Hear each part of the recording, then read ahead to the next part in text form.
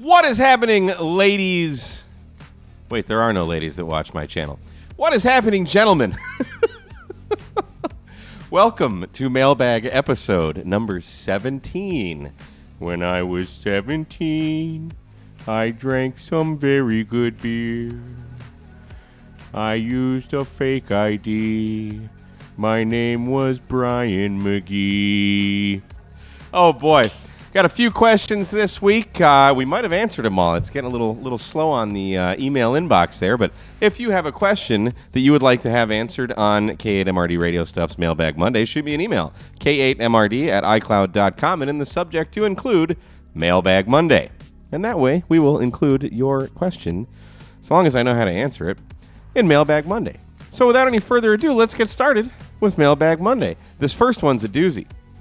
So this viewer asks, as all POTA activators know, getting the first 10 contacts is the most stressful part of the park activation. Once you get past 10 contacts, everything else is icing on the cake. How are park-to-park 2-fers, 3-fers, and so on counted towards your park activation QSO total? Do they count as just one contact or multiple contacts? I've looked in the rules and frequently asked questions, but don't see a clear answer. So it's actually pretty simple. For multiple parks, basically you're going to log them initially. Now, I haven't actually done multiple parks, but this is the kind of the skinny. Basically, you're going to make one log for pick a park, okay? When you submit that log, you're going to basically rename that log as to what park you're in, okay? So if you're in park 1234, you're going to submit a log for kilo-1234. If you're also in park kilo 2345, you're going to submit a log for kilo 2345. Now what happens is, when you make those 10 contacts, say you're in 3 parks, those 10 contacts turn into 30 contacts. Sort of. It really only counts as 10 contacts per park. So you'd have 10 contacts in park 1234, 10 contacts in 2345, and 10 contacts in 3456. That makes sense. And then you would submit the logs again separately. But do make sure you're actually inside of 3 overlapping parks or trails, or however that might work. The POTA map isn't the end-all to where park boundaries actually are. For example, around me, I have Sam Houston National Forest, and if you look at the POTA map, it looks like the whole area where I live, including pretty much where my house is inside of Sam Houston National Forest, when in fact it's not. And some people have even told me that Huntsville State Park is inside Sam Houston National Forest. It's not. It looks like it is on the POTA website. So do your due diligence and look at some actual park maps and see if there's any overlapping areas. But yeah, it's pretty simple. You just submit your logs 3 times and you've just activated 3 parks. So good question. Hope that clears it up. And shoot us a message if you have any more questions. But always happy to answer parks on the air. That's my love, man. This next question's a doozy, and one that I'm going to try for the first time, but it's something I've actually been working on. It's having to relate with... Oh, it's going to be hard for me to not say my real feelings about Logbook of the World, but he's got a question about logging and parks on the air. He uses Logbook of the World for all his radio contacts, and he's wondering how you handle locations when uploading POTA contacts to Logbook of the World. So Logbook of the World, you have to be within 50 miles of your home QTH for it to count. Otherwise, you need to submit a log outside of that, you know, for like worked all states and all that stuff, because you're in a different location now. So when I moved to Texas from Michigan, I needed to make a new home station. So everything I made in Michigan doesn't count towards the contacts that I've made in Texas. Does that make sense? So do you need to make a new location for each park in TQSL? So not every park, no. If you're within that 50-mile radius of your house, no, it doesn't matter. If you go outside of that, yes, and I'm going to show you that in a minute. I'm using N3FJP amateur contact log at home now, and it's networked with my HF radio. When I log a QSO, it gets sent to N3FJP, then automatically gets uploaded to Logbook of the World. So I don't do anything automatic with Logbook of the World because there's no way to edit anything in Logbook of the World. I have more contacts in Logbook of the World than I actually have contacts because I've submitted a couple errors. So you might want to turn that off if you're outside of that 50-mile boundary. And I know you're using hammers, but I'm wondering what you would recommend to help me manage locations as I start my POTA activations as it relates to Logbook of the World. So hammers is just a logging software, and it really has nothing to do with how you submit your log to Logbook of the World, although when you put your park into hammers, it does give you the grid location. Big word. I'm hoping I can get away with maybe just making one portable location in TQSL for uploading all my park activations, or is that a no-no because of grid squares? So it's that 50-mile rule. Let's hop over on the computer. I've created a second station. I actually have not uploaded my log from when we did Matagorda Island. This is the first time I will ever have done an upload from another grid square, if you will. So let's give this a shot. So here is TQSL, and I'm going to assume you are already set up in this. I'm not about to go through how to do this because you think I have no hair now. I'll have even less hair. So basically, we're gonna sign a log and upload it automatically to Logbook of the World. But you need to make sure that you have. So here's my home station location. We're under the Station Locations tab, and here I have Matagorda Island. So the way you do that, you have to have your little Gozar the Keymaster TQSL key in here, and you're gonna simply hit Create a Station Location. Now here, it already has my call sign in the country, but you can put in your grid square, your state, your county, a park. I think these are just like national parks on the air type parks. I'm not really sure. Hit next, follow the prompts, and do all that stuff.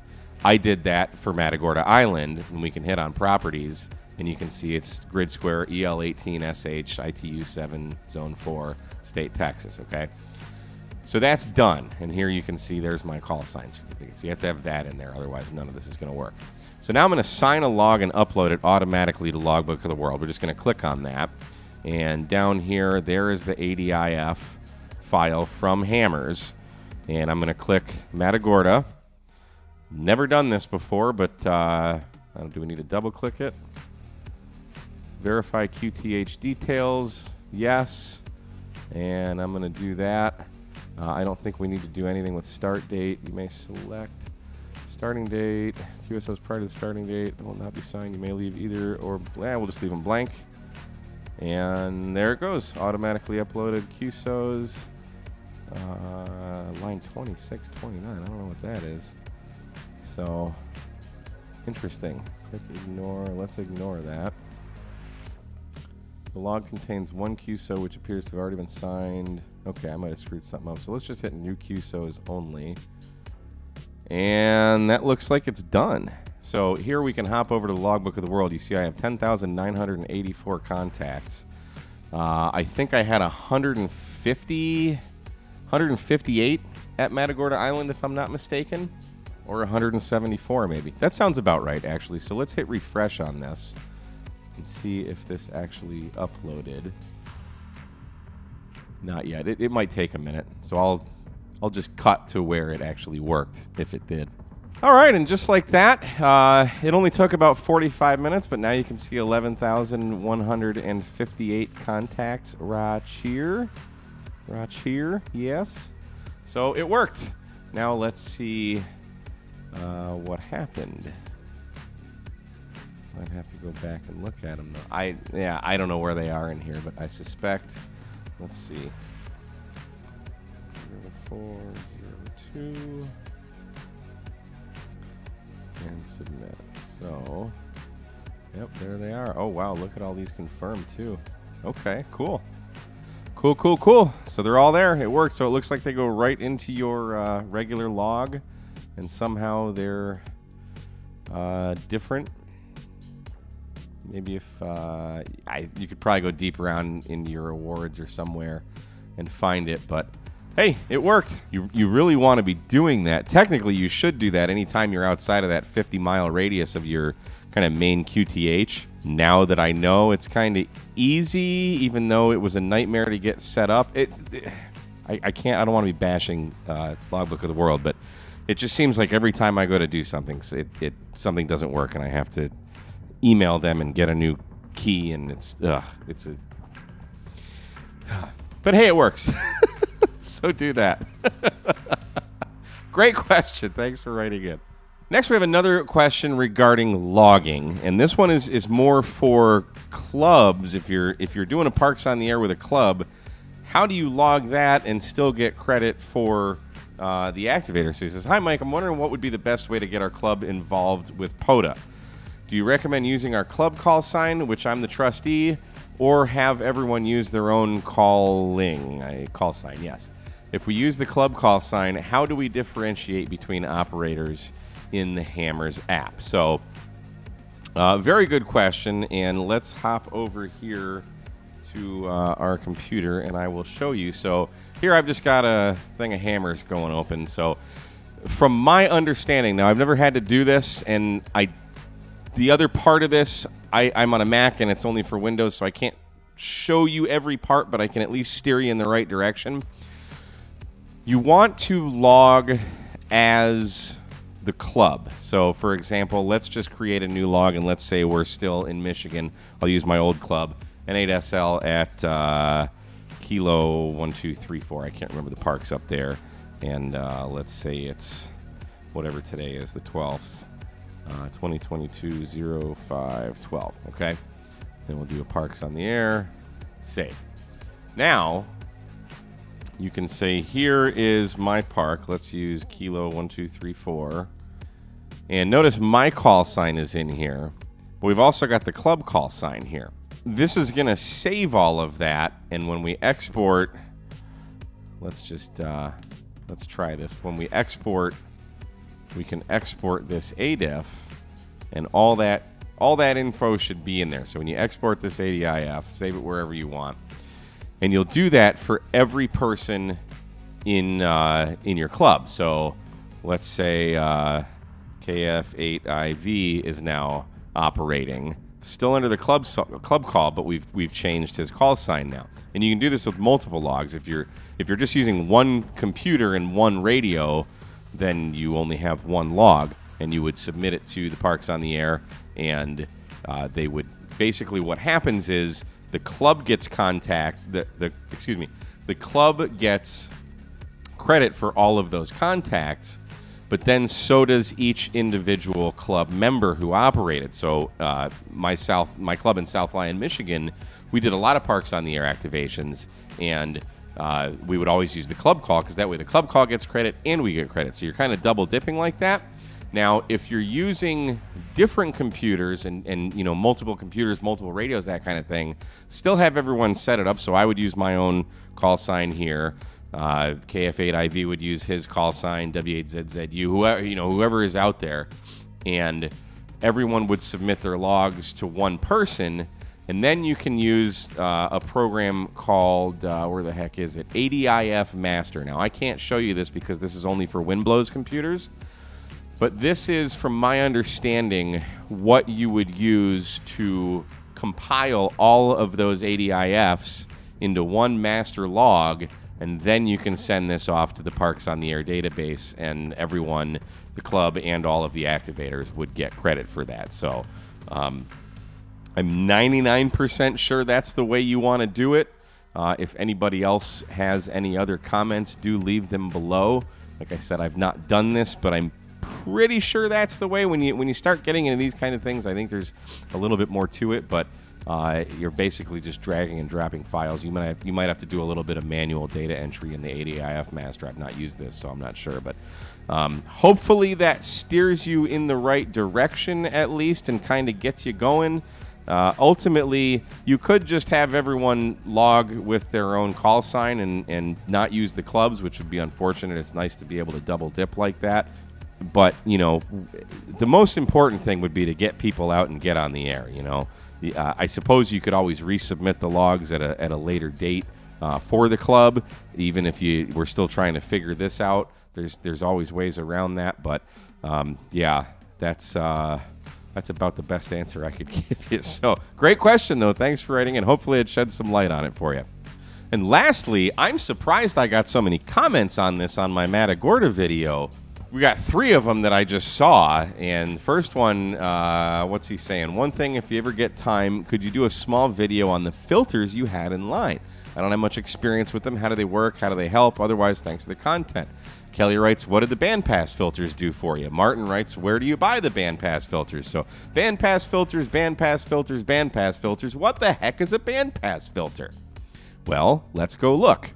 So this is a bandpass filter. I don't own any myself, otherwise I'd be holding it up. But it's a box with basically like toroids and capacitors and resistors. It's not a lot to it, but basically what it is, when you're operating multiple operators at the same time in close proximity, like I like to do, and just like we did when we were at Matagorda Island, we had 3 stations operating at the same time.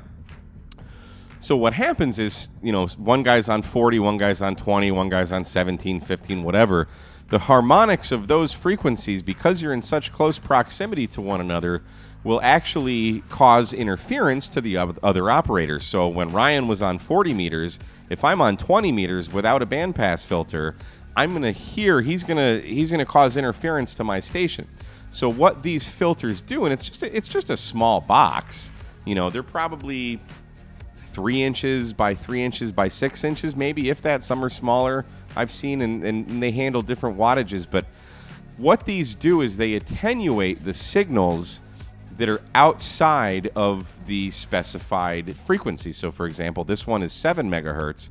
They have a really sharp drop-off below and above the 7 megahertz. So from 7 to 7.3, it's going to let in all the signals. But anything below or above that, it's gonna block with like 60 dBs of attenuation. So all you hear is 7 megahertz. And these are pretty much almost 100% necessarily, not quite. I have done multiple activations without bandpass filters and haven't had a problem. But typically when you're operating, especially 100 watts, and you're, even in the same park, even if you're not sitting right next to one another, you're gonna probably interfere with one another. So you have these in line, and each person has to be on their own frequency. So here's a 14 megahertz one. Here's an 18 megahertz one, and here, this is 200 watts. This is a 500 watt. So you need to buy a bandpass filter for each band that you want to operate on, and only one person can be operating on that band. So it's not like I want to be on 20 and he wants to be on 20.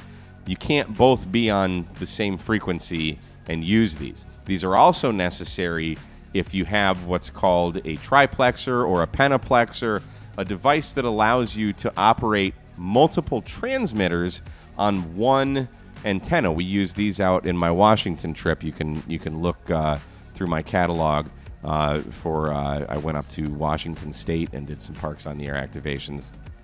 And we used what's called a pentaplexer. So we're using 5 radios on a multi-band antenna. 5 radios, 1 antenna. We had to have a bandpass filter for each band. And then we also had to have another device, a pentaplexer, which is basically this big box that allows, it does magical wizardry inside of it that allows you to transmit and receive with just one multi-band antenna. It was really cool. The science behind it is quite a bit above my area of expertise, but DX Engineering is pretty much the only place that I know of that you can buy bandpass filters. They've got them for just about every band you'd want, HF through probably 10 meters or 6 meters anyway, and they're not cheap. $170 a piece times 10 bands. Do the math. There's a couple grand for you. But they are definitely nice to have if you're into portable operations. You're into doing POTA or SOTA or field day or something with your friends. And you don't need all of them. If you want to just do 40, 20, 17, and 15, maybe you get 4, but they're still not cheap. My friends over at Coffee and Ham Radios, their YouTube channel, and specifically the Smoke and Ape, he's really been doing a lot of legwork on how to build these yourself. It's not the easiest circuit to design, or to build rather, but it doesn't look terribly complicated either. But you do need to have them tuned pretty specifically to knock out the frequencies you don't want and to allow the frequencies you do want. So hopefully that answers what the heck a bandpass filter is. It's just a box that blocks out all the other frequencies. So, and now you know the rest of the story. So, guys, that's going to do it for this week's Mailbag Monday. Thank you so much for watching. Have a wonderful Dayton Hamvention. I will be there, and I hope to see you. I hope to see you there. And if not, shame on you. Everybody should be going to Dayton. It's the first time in 2 years now. So there will not be a Mailbag Monday next week because I'll be too busy having fun and won't be answering emails. So, but if you do have a question, hopefully we will. We'll get back and track the following week. Shoot me an email, k8mrd@icloud.com. In the description, or the subject rather, put Mailbag Monday, and your question could be featured on an episode. So thanks so much. Don't forget to like, share, and subscribe, and we will see you again on another episode of K8MRD Radio Stuff. 73, guys.